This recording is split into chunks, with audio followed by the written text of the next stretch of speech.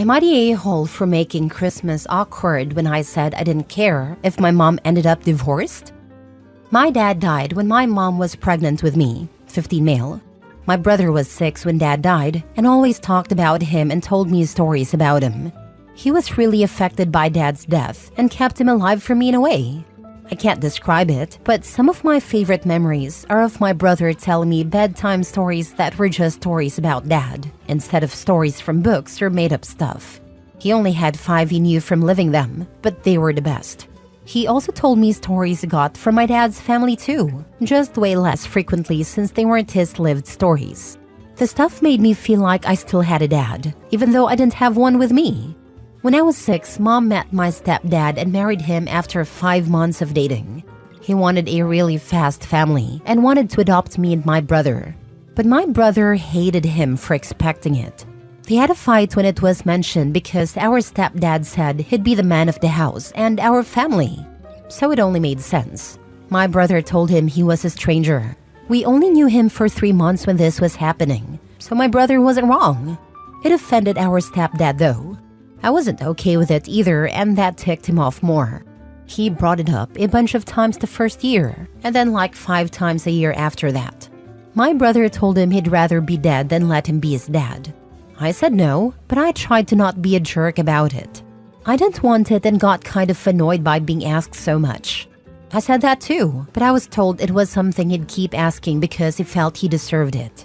My mom wanted him to have what he wanted, and they didn't think it was fair for me to say no when I didn't ever know my dad or have a relationship with him. My mom gave my brother a really hard time for being the cause of it, and my stepdad told me I should want a dad at my age. He said that at a lot of different ages.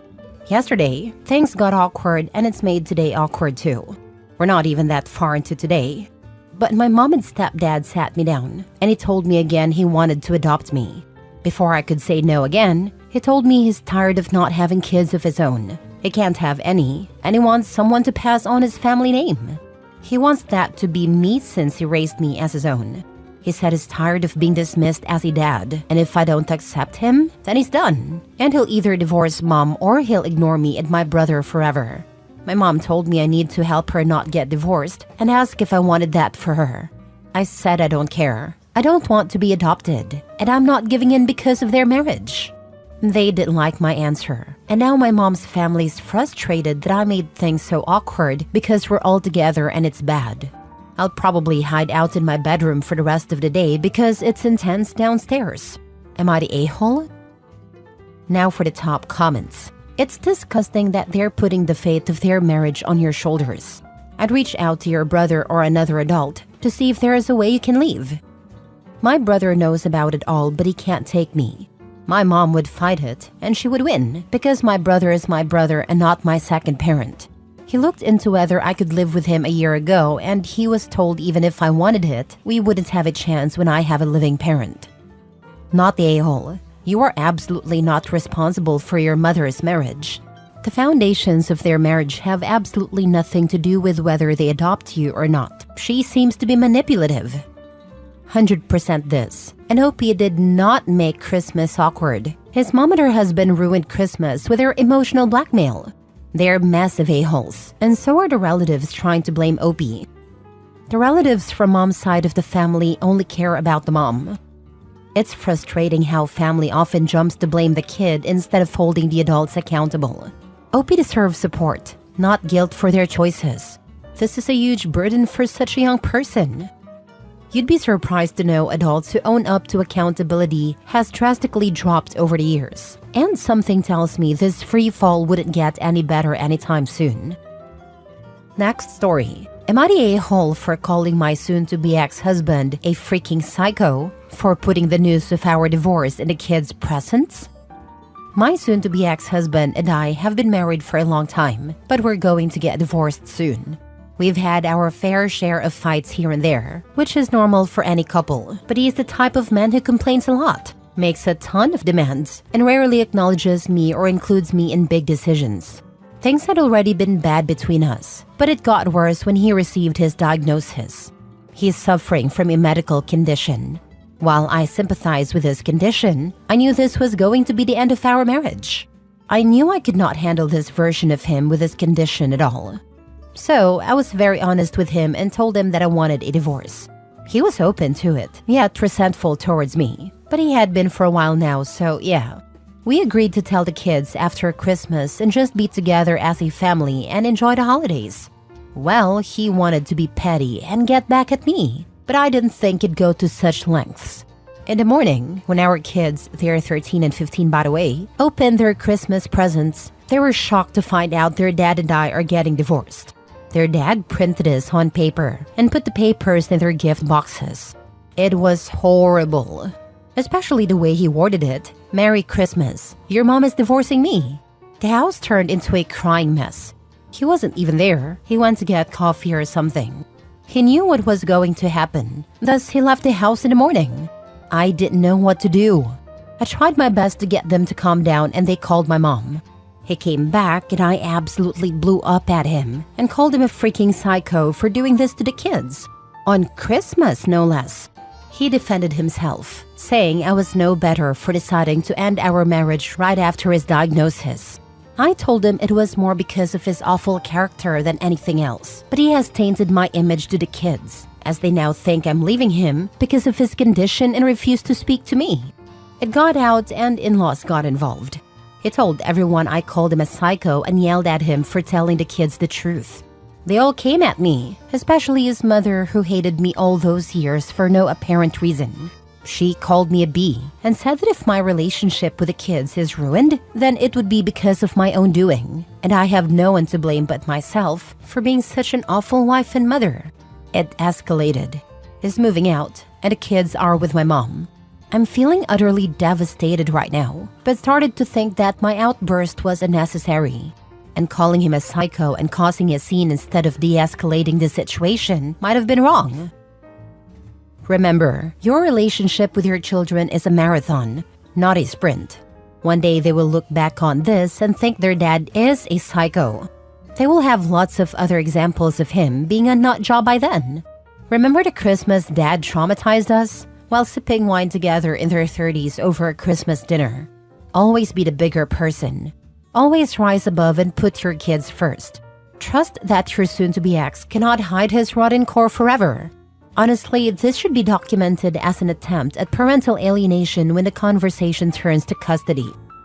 I love this advice. When your kids are older, they'll see everything for what it is.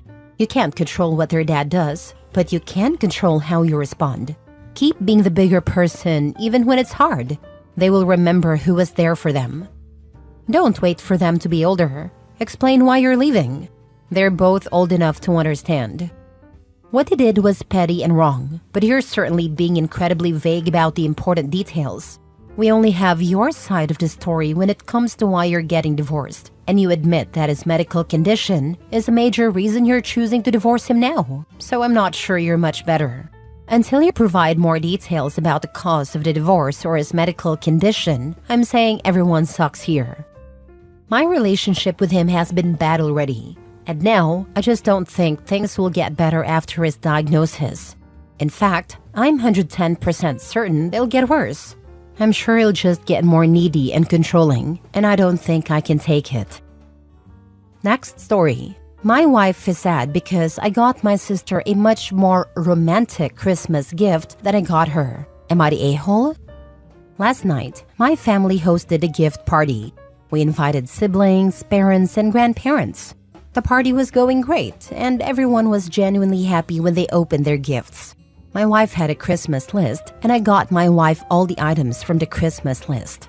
My sister opened her gift last, and after looking at the gift for a minute, she broke down in tears and hugged me. For context, when my sister's first boyfriend broke up with her back in high school, it really hurt her. I still remember how she was when she came home from school that afternoon. She was just a mess. She was also going through a lot of other issues. That night, I drove her to a park near where we lived, and we just sat on the grass and looked at the stars. It was really emotional, and my sister still talks about that night occasionally. So, for my sister's Christmas gift this year, I got her a canvas of a customized star map of what the stars in the sky looked like that night. I also wrote a personalized note on that canvas. Everyone wanted to have a look, and they thought it was a really sweet gift. Well, everyone except my wife. Later that night, my wife told me how hurt she was feeling that I chose that romantic gift for my sister and not for her. I told my wife there was nothing romantic about that gift, and besides, that gift didn't even cost that much. My wife's Christmas gift list cost a lot, and I was happy to get my wife every item on the list. I just didn't understand why my wife was feeling sad. I told my wife if she wants the star map, I can get her one too, of what the stars looks like in the sky the night I proposed to her. But my wife told me it isn't the same, and to leave it. This morning, my wife still looks somewhat sad. Am I the a-hole? I don't understand where I went wrong. I thought we had a perfect Christmas. Now for the comments. I feel like there's a lot more context needed here. Do you normally give other people really thoughtful, heartfelt gifts while just checking off items on your wife's list? Or do you try to give her thoughtful gifts too? She's not mad about the gift. She's mad about the thought that went into it, and how she doesn't feel like you gave her that amount of emotional effort. Meanwhile, you're acting like spending money on her is the equivalent of emotional effort. To most people, they are not the same thing. Then when she says she's upset, you acted like the gift itself, the star map, was the issue. And again, put no emotional effort into the response you gave. You said you would just copy-paste the same gift you gave your sister. She didn't want the map. She wants the effort and the care. I would bet this goes a lot deeper than just this one Christmas. How often do you put effort into other relationships while acting like your relationship with the person you chose to marry is on the back burner? One of the last nails in my marital coffin was a Christmas where I had gotten my then husband a few small gifts. We had many troubles then, so I couldn't get a lot that were meaningful to him, his family, and their heritage. He got me nothing. I told myself that was okay because of finances. And then he showed me a thoughtful gift he had gotten one of his managers. I froze. It wasn't a romantic gift at all. Personally, I think it was to get on his co-worker's good side. I don't think it worked. But I remember standing in my living room and just being still as he told me how much time it took picking out this gift. Here I was, his wife and mother of his children, and he couldn't even take the time to get me a candle or scented hand lotion. The saying, "it's the thought that counts," is very true for many of us. I'm wondering if Opie's wife gives him a list of things, because if she didn't, he'd tell her he had no idea what to get her. Or maybe she's a materialistic bee, but I sense there's something deeper for Opie's wife. Last story. Am I the a-hole for refusing to give my mom the only gift she wanted for Christmas? A little backstory. My sister has resented my existence pretty much since I was born. When I got pregnant with my oldest daughter, my sister became very controlling. She would demand to be at every OB appointment and tried to demand we let her in the delivery room when only one person was allowed in beside me. Every first for my oldest had to involve my sister because she's never had a kid before. This is my first kid too, you know? My sister became obsessed with my oldest, to the point I believe she was borderline grooming her to believe that she was the mom and not me. My family and I relocated a couple of months ago halfway across the country. This decision came because my sister threatened to call CPS on me for not allowing her to take my oldest over the entire summer break. She told me she'd have me lose custody of both kids. The reason I wouldn't let her take my oldest for the summer was because she had literally just threatened to bring her pistol to my mom's house and put a bullet in my fiancé's head. We moved a few months back to get away from that toxicity. I figured this was the best option for us and decided to still keep somewhat of a relationship with my sister. We would video chat almost daily. On my oldest 5th birthday, my sister made a call to CPS. She claimed my fiancé and I were sexually abusing my 5-year-old and we were physically neglecting both children. She sent in a photo of my 2-year-old with chocolate ice cream on her face because she'd literally just finished the ice cream. My sister saw her eating it, so she knew it was fresh, yet still took a screenshot and used that as evidence that I'm neglecting my kids because they're always dirty. The sexual abuse claim came because my 5-year-old had a diaper rash and it was bothering her. So she said, "My butt hurts." My daughter is autistic and has epilepsy. We're working on potty training still. I know it was my sister who reported us because she bragged about it. And I know for sure this report was her being mad that we moved away. She wanted to get back at me for taking her kids away from her.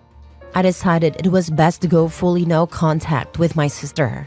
She tried to hurt my kids, and she hurt me and my fiancé pretty badly. To me, what she did was unforgivable. Today, with it being Christmas, I called my mom on Messenger so the kids could show her what they got and tell her Merry Christmas. The conversation went pretty well until the end when she went into another room and asked me if I could do her a favor. I said, "Sure, what's up?" And she goes, "Have the kids talk to your sister. It's Christmas." I told her no, I will not have that. She tried to hurt my kids, and I don't want them around someone who would do that. My mom started crying and going on about how it's Christmas, and it'd just be for a couple of minutes. Then we can go back to no contact. I told her that it was my daughter's birthday when she decided to try and ruin her life. My mom started crying and said she wanted to get off the phone, so we hung up. The last time my kids saw my sister since going no contact, they kept asking for 2 weeks about talking to her. This wouldn't be a one-time thing. This would be them begging and crying to see my sister, and them not understanding why they can't. Was I being an a-hole here? This was the only thing my mom asked for Christmas this year. Not the a-hole for protecting your kids from harmful behavior. Not the a-hole. You're protecting your children from someone who has proven to be harmful and dangerous, and that takes priority over anything, even family requests. Your sister's actions, including the CPS report and threat, have had a serious impact on your family, and it's understandable that you would refuse to expose your kids to her. While your mom's feelings are valid, her request puts your children at risk emotionally, and you are right to set boundaries. You made a difficult decision to protect your children, and that is never something to apologize for. She threatened to shoot your fiancé. She called CPS on your daughter's birthday. She has threatened to take your child. At this point, a restraining order is the bare minimum. She's dangerous. She could kidnap your daughter and unalive your fiancé in the process. Your reaction is weak.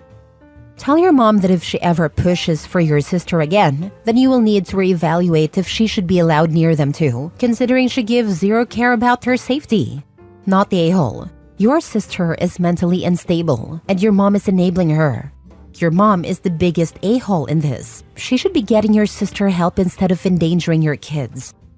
I've strongly considered a restraining order and was about to go to the court to get one when I read that to do that, I have to provide my address.